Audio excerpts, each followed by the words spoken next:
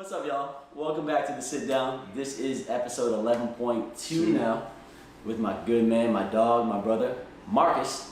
What's up, y'all? And what we're gonna do this episode is we're gonna really kind of talk about Marcus's life in terms of basketball, right?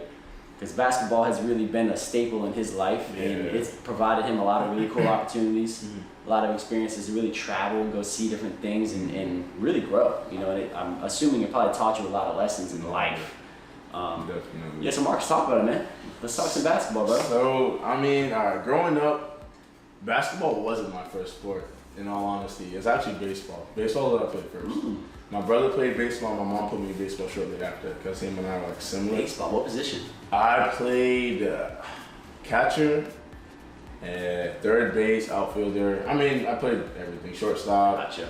So, yeah, baseball was it, and then I hated baseball. I still do hate baseball. Like, I cannot stand baseball. So I was like, Mom, I quit, and I gave up on it. And then, like, a lot of people that I know played football, and I was a beast at football. I have big hands for a young kid, lengthy, so like, only thing I didn't have was like just speed and size. Right. So, but I could still catch and I could still do everything.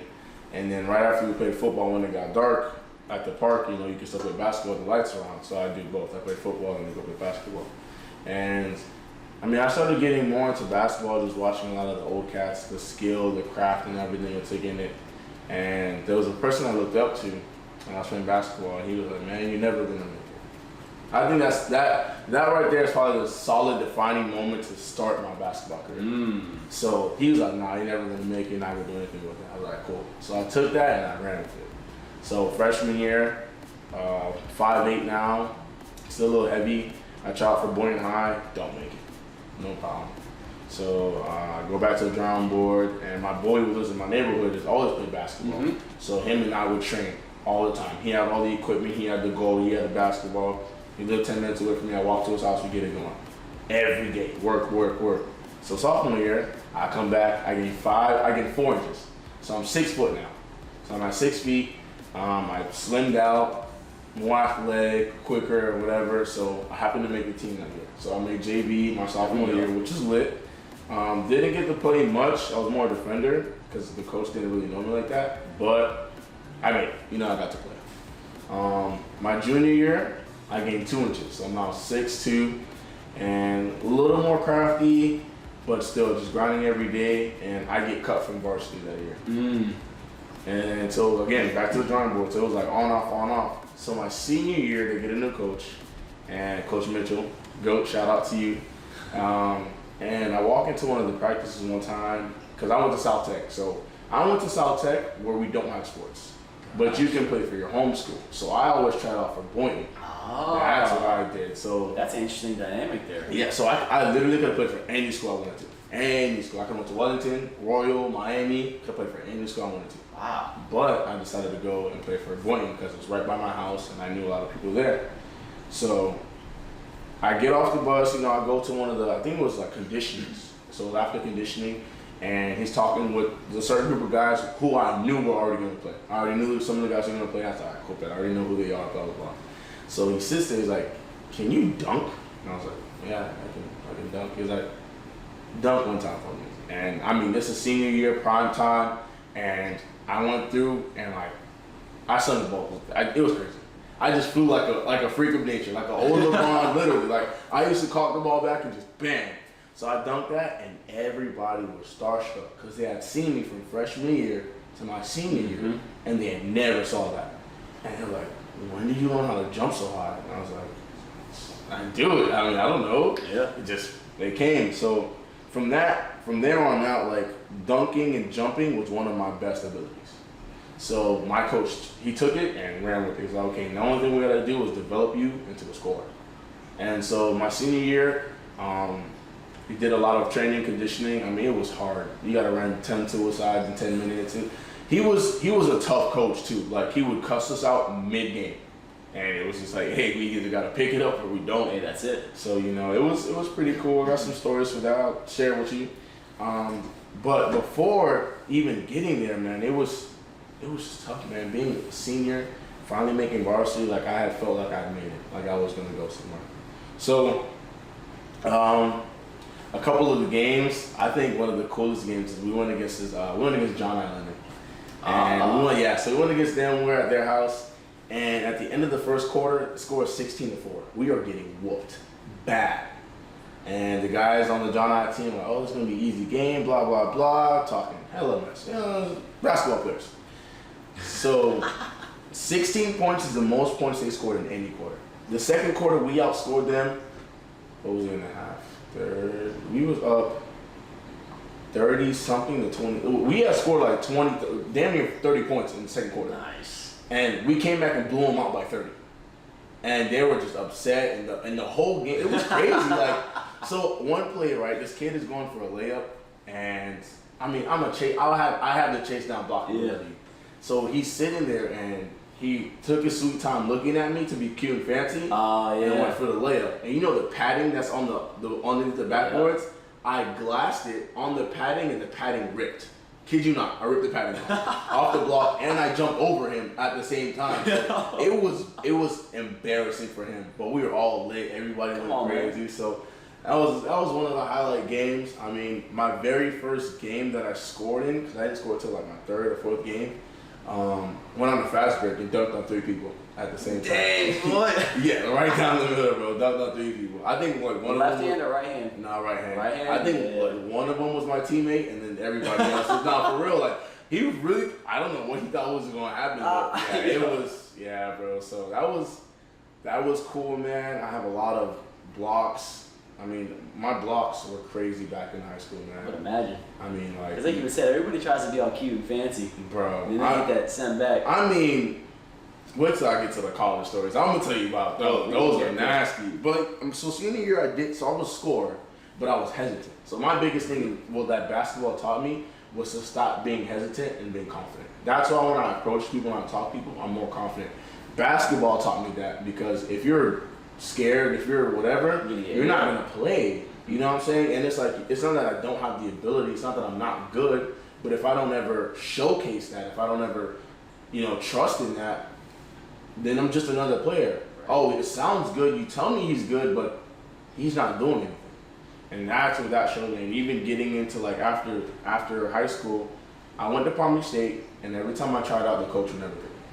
So I ended up playing for the post-grad game changes for Coach Sherman, and I remember just trying out, working, and then at every practice, literally, I dominated. For the first 5 or 6 practices, I literally dominated. There was no stopping me. There was nothing that you could do. It was just, my coach was like, learn to rely on your teammates more. Literally, because I didn't rely on anybody. And that was a bad habit that I picked up from basketball. Being that I was told I would never be anything, working and grinding out all the time. You learned to muscle it. Right. I learned how to isolate everything. Like everything was me. And then I had to learn to become a team player. You can be a scorer. Jimmy Butler before the Heat was a scorer. Mm-hmm.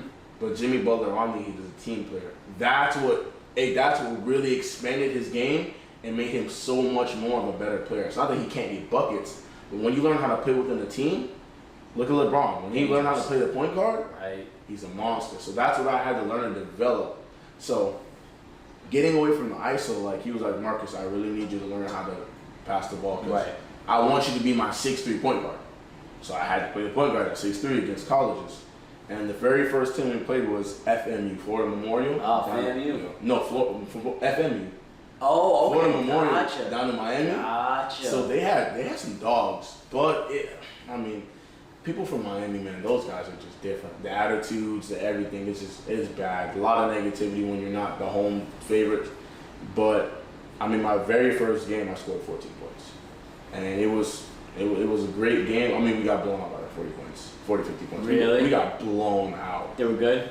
No, we just had no chemistry. It's not that like we could compete, but we had no chemistry. Everybody was kind of doing their own thing. But I remember just coming out of the locker room at halftime, and my coach pulls me aside and said, "Marcus, you're the best player on the court right now. You better go out there and just kill. Just go out there and do what you got to do."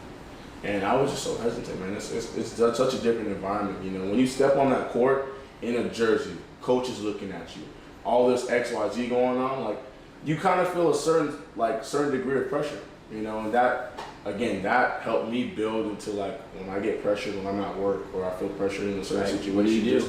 Just learn how to be calm. You know, really just be patient because that's what it's going to cost. You know, it's going to be pressure, whatever. But if you can keep your level head, you'll be fine. And that's the thing with team sports that I think it's really underappreciated and undervalued is that aspect of dealing with pressure, right? What do you do under pressure? How do you act under pressure? You learn a lot about yourself in pressurized situations. And I know for me, you know, there were a couple of pressure situations I had, whether it be, you know, I still remember this. It was our championship game. It was in football. This was up in Connecticut where I was playing for the Micros. Shout out to the Miami Dolphins. I played for the Dolphins actually, and we were playing Yes, but yes. And we were actually playing against the Patriots, who were like a powerhouse team. Hey, shout out to Garrett White. That's my quarterback. That's my dog. But yeah, I remember it was the championship game. You know, a bunch of people in the stands. I was super undersized. I was a cornerback, and they had picked on me all game long because we had played them earlier in the year, and they found me, and they just kept coming at me the whole game, game, which I should have. Yeah. Because I was so small. They would just do a triple option. They would send the quarterback out, and then they would send out both running backs too. So it'd be me against trying to take care of three people if that outside linebacker didn't get out there. Sheesh. So I was just on an island, and these kids were like, no exaggeration, but that quarterback that we played against was probably like 5'10", and I was like in 5th grade. What? Yes. That's crazy. Insane. I mean, he was like skinny, but they were like loaded. That team was loaded. We shouldn't have beat them, but I mean, I'll never like. They kept picking on me, and the game was getting close. It was a tight game the whole game. Really? Yeah. And I think we were up by a touchdown. And it was going down like towards the end of the game, and they ran that same play towards me. And I somehow, some way kind of got myself in front of everybody, and I slowed the quarterback down just because it was a touchdown. If I didn't slow him down, slowed him down just enough. I didn't make the tackle, but somebody else came and did. Oh, snap. You know what I'm saying? It's like stuff like that, though. You know what I'm saying? Like, you're getting picked on. You have the pressure on you. You know they're gonna come straight at you. You know what are you gonna do? What kind of person are you? Yeah. You know what I'm saying? And our team athletics. It's so. I know my kids are gonna play sports. Absolutely. I mean, not even for the sake of I want you to go all the way and go to college, but sports teaches you so much about life. The life lessons you learn from sports is ridiculous. Like you said, how to maintain when you're under pressure. How to work within a team, how to communicate. Team sports is very, very communication. Like, it's so much communication that people don't realize. We had a player on our team who wasn't the greatest, wasn't the best defender, wasn't the best offender. He started because he talked. I mean, that man talked more than any animal in the world. Like, he doesn't stop. On the bench, we'll talk. In the bathroom, you can hear him, he's talking. Like no, but you know, the man was always talking, like, for real. The man never stopped talking. And the reason why he was a great asset to the team, though, he was like a Draymond Green. He would talk to get in your head, but can lead a team. You know, he knew how to make sure everybody was back on it, like, hey, we're down by 2 points, 3 points, everybody locking. But he go right back out and like, man, you're not even all that good. Who got the non-shooter? Like, he was one of those guys. He was a pest, low key. And he didn't care. He could get dunked on, crossed, scored on, got right back up, and was right back in your face with the same energy. So that was big, man. A lot of communication. So stepping from, like, the post-grad and just going back into Palm Beach State, because I want to still play for them. Right. So we had an opportunity. The post-grad actually went against Palm Beach State. And every time I never got to play that game. Never. I had missed the game or whatever happened. But I mean, we got blown out by Palm Beach State by 40 points twice. I mean, you look at Palm Beach State, people don't think it's all that good. It's a Division I school. Like, if we're putting facts out there, Palm Beach State is a JUCO Division I school. Is it really? Yes. Like, they're Division I athletes that go to. Have you seen like their record? A couple years back, Baylor, Arkansas, 2 Arkansas States. Like, you have legit guys going to big schools. That's crazy. Those guys are monsters. I remember my freshman year of college, when I looked at the Palm Beach State team, kid you not, everybody on the team could windmill. That's just athletics. You had somebody who can shoot with both hands efficiently. You had 2 6'8" freaks of nature. You had a point guard who didn't miss. Like, they had a solid team. And their coach, even though their coach was like a pain in the butt, he was a good coach. Right. Like, you couldn't get on him on his coaching skills. He was an amazing coach. And they had Clayton, that's his name. They had a player named Clayton. And he's like 6'4", 6'5", athletic too, guy from Canada. And I remember the play, and it was an open runs, coaches are watching, and he went down, and he's on a fast break. He's going for a dunk. And me chasing down, you know, I'm like, hey, I'm either going to block this man or I'm going to get dunked on. And I knew what I was risking. I beat it off the backboard. Come on, man. Beat it off the backboard. Then, I mean, it was just a great sequence of plays. You know, I got to play very well, but even after doing all that, playing great against your top players, you know, you have a 7-footer, a 7'2", you have a player going to Baylor, you have an upcoming guard, you got people going to all different types of high Division I schools, and you have a no-name kid who can compete with them, who is just in the same amount of energy. Anything you ask him to do, he can do, and I didn't get the opportunity from anybody, no recognition. And what that taught me is, even though you do a lot of work, even though you work hard or whatever, sometimes it's gonna go unnoticed.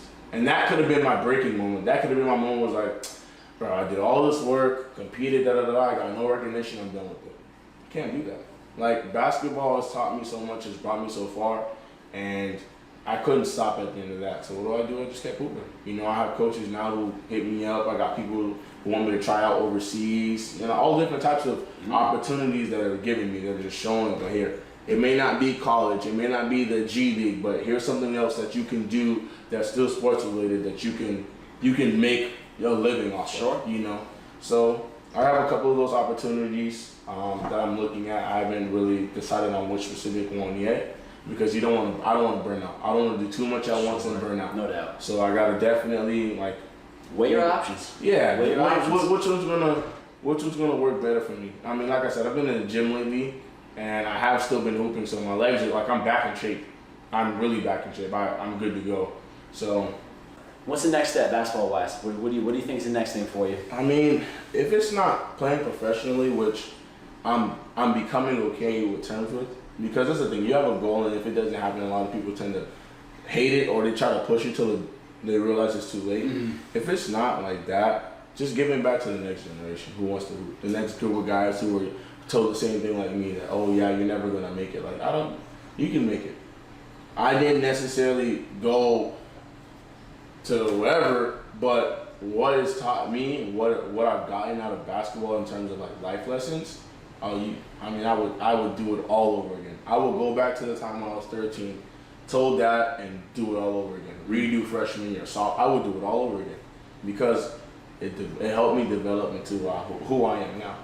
And the thing is, though, that people don't realize about sports, you see a lot of NBA players, you see a lot of football players, and you hear the names that stand out, right? Just like in anything. Oh, yeah, names that, you have a lot of Chick-fil-A employees, you know, people, but the people who stand out have this thing that you probably they're called the it factor. Mm-hmm. There's the it factor. And just like we were talking about just earlier, like being a dog is one thing that separates me from all my boys. No disrespect to them, you know, no disrespect to them at all. But I have been told, like, yo, you have this dog it factor that when you really want to rock out, you're going to rock out.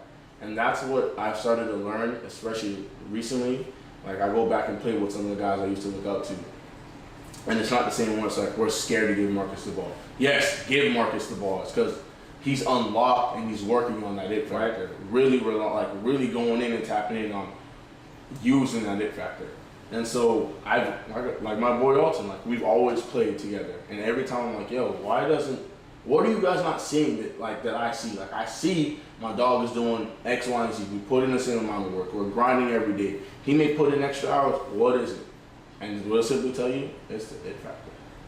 If you don't have the it factor, if you don't use your it factor, unlock it, it doesn't matter how much work you put in terms of sports, it doesn't matter how much work you put in until you really start, oh, this is it right here.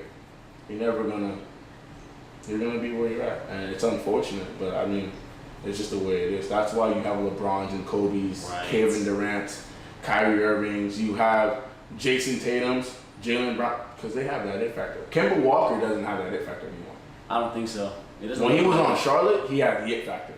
Because, I mean, he had to. But when you got around a certain, you don't have the it factor anymore. And that's what I'm talking about. Like, that it factor to, like, crack down and go, and make some. Marcus Smart has an it factor. Mm-hmm. And his it factor is probably my favorite right now. That defense? He's a dog. Is ridiculous. That defense is crazy. It's a dog. Crazy. And he don't back down for nobody. Nobody. You could be 30 feet tall. He's gonna look you chest to chest. Oh yeah. It don't matter. It's And that's what's helped me, especially in my career in life, man. That it factor. Like when I talk to somebody, the it factor of being confident. The it factor that I can hold my own in a conversation. Yeah, you may bring up a topic that I may not necessarily have the most knowledge on, but I can still hold off a conversation about whatever you want to talk about, to a certain extent. So that's it, man. Basically, that's what basic basketball has done for me, though. Helped me develop into more of a confident person, a more mature person, and emotions, man. I think the biggest thing is emotions. Is honestly emotions, because you get frustrated, you get mad, you get glad, you get overexcited. Yeah. You're having a roller coaster. It is. It's a roller coaster. And to replicate that back in life, you're gonna have your ups, you're gonna have your downs, or whatever. You're gonna get overexcited sometimes, but how well can you maintain? How well can you handle it? How can you keep your composure through those times? And if you lose your composure when you're in a basketball game, you're gonna lose your composure in life. Yep. And it's just the way it works, unfortunately. It is. But I'm so grateful, and I'm sure I know you are as well, Marcus. That we got blessed with enough opportunity to actually be able to play sports growing up. Absolutely. Because not every kid gets the opportunity to do that, nor wants the opportunity to do that. Yeah. And it's it's unfortunate, because I know I am who I am today, similar to you, Marcus, because of my sports, my background playing sports. Yeah.